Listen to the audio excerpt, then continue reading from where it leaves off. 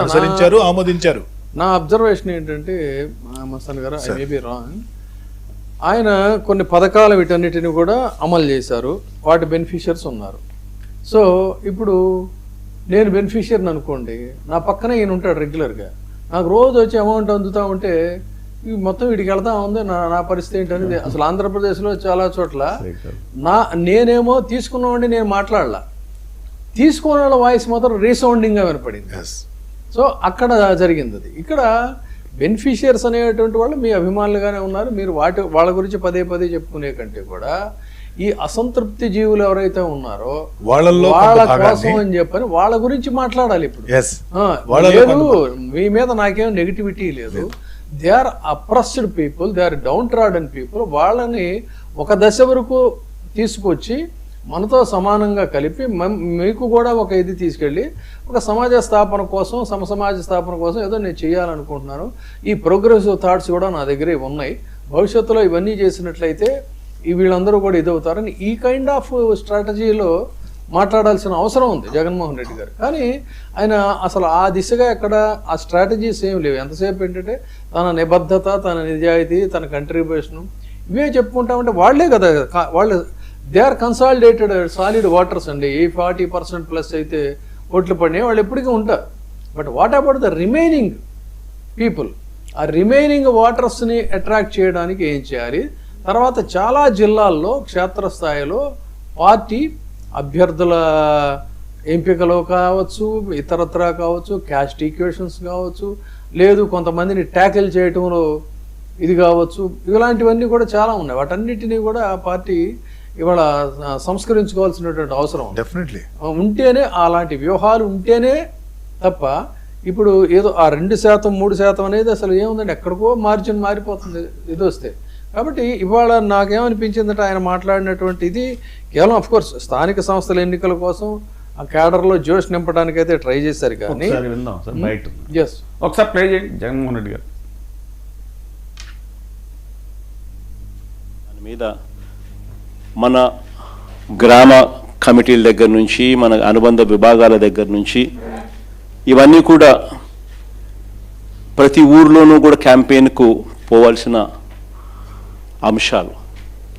ప్రతి ఊరిలో కూడా వీళ్ళకి మెటీరియల్ కూడా కావాలి, ప్రతి ఇంటికి వెళ్ళాలి. వెళ్ళినప్పుడు చంద్రబాబు నాయుడు గారి పాలన, మన పాలనకు సంబంధించి తేడాలు ఇవన్నీ కూడా చెప్పగలగాలి. వాటికి సంబంధించిన అన్ని విషయాలు కూడా మీ ద్వారా పార్టీ క్యాడర్కు మొత్తం అందుబాటులోకి తీసుకొచ్చే కార్యక్రమం చేస్తున్నాం. మన గుర్తింపు కార్డ్స్ అన్నీ కూడా తయారైపోయాయి. దాదాపుగా 14-15 లక్షల గుర్తింపు కార్డులన్నీ కూడా మన క్యాడర్కి అంతా గ్రామ స్థాయి వరకు మనం ఏదైతే అనుబంధ విభాగాలు తీసుకుని పోయే కార్డులన్నీ కూడా తయారైపోయాయి. సో ఆ కార్డులు మనం డిస్ట్రిబ్యూట్ చేయడం కూడా ఇందులో భాగంగా కూడా మనం పెట్టుకోవచ్చు. మన ప్రోగ్రాంలలో జిల్లా స్థాయి, నియోజకవర్గ స్థాయి, మండల స్థాయి 3 స్థాయిలలో మనం మీటింగ్లు ఆర్గనైజ్ చేసి ఆ 3 స్థాయిలలో మనం కార్డ్స్ డిస్ట్రిబ్యూషన్ మన కార్యకర్తలకు ఇవ్వడమే కాకుండా ఈ కంటెంట్ కూడా జిల్లా స్థాయి, నియోజకవర్గ స్థాయి, ఆయా మండల స్థాయి, ఆయా మీటింగ్లలో ఒకవైపున కార్డులు మన క్యాడర్కు డిస్ట్రిబ్యూట్ చేయడం, రెండోది మెటీరియల్ కూడా ఆ క్యాడర్కు మనం డిస్ట్రిబ్యూట్ చేయడం, ఇవన్నీ కూడా కంప్లీట్ చేసుకోవచ్చు.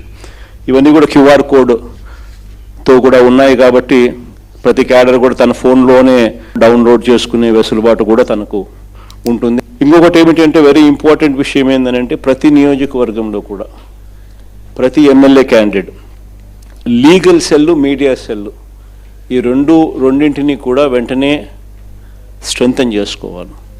ఎందుకంటే ఇంక రాబోయే రోజుల్లో వీటికి ఎక్కువ పని ఉంటుంది.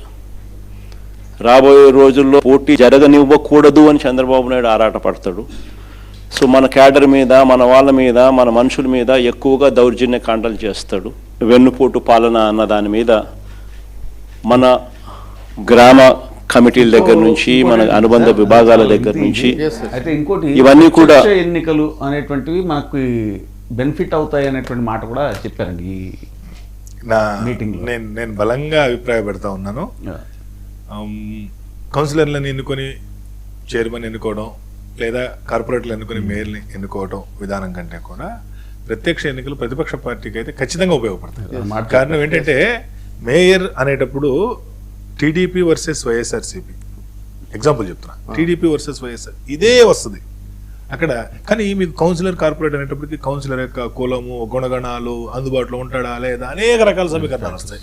కానీ మీకు మేయర్ అభ్యర్థి అన్నప్పుడు కేవలం పార్టీల ప్రస్తావన మాత్రమే వస్తుంది.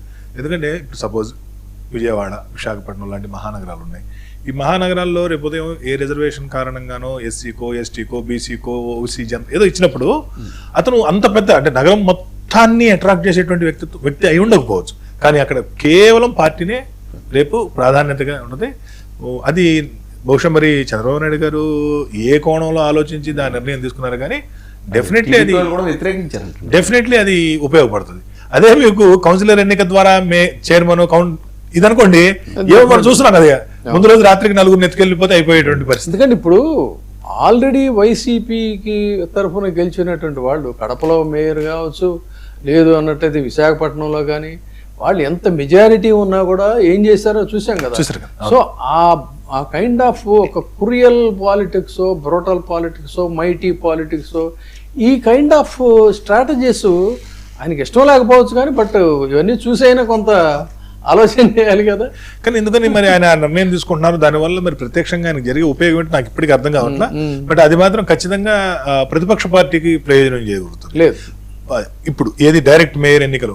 ఇంకోటి ఇప్పుడు జనసేన ఉంది, సపోజ్ ఒక విజయవాడ ఉంది, విజయవాడ నుండి కూడా జనసేన నుండి ఒక 3-4 తయారవుతారు, లేదా బీజేపీ నుండి 1-2 తయారవుతారు, మేము కూడా నామినేషన్ వేయాల్సిందే అంటారు. ఏ విధంగా దాన్ని అడ్డుకుంటారు పార్టీల పరంగా, కూటమి పరంగా అనేది కూడా చాలా పెద్ద కీలకం. పవన్ కళ్యాణ్ గారు కూడా అన్నారు మా వాటా మా కావాలి. ఇప్పుడు అది కీలకమైనటువంటి విషయం. ఎందుకంటే ఇప్పుడు సపోజ్ కౌన్సిలర్ల ఎన్నిక ద్వారా లేదా కార్పొరేట్ల ఎన్నిక ద్వారా అనుకోండి, కుదరదు. మేయర్ గా పార్టీ నిలబెట్టినటువంటి వ్యక్తి మాత్రమే మేయర్ గా పోటీలో ఉండేటువంటి అవకాశం ఉంటుంది. మీకు ఇప్పుడు ప్రత్యక్ష ఎన్నిక అన్నప్పుడు ఏముంది, ప్రతి ఒక్కరు కూడా నామినేషన్ వేసేటువంటి అవకాశం ఉంటుంది.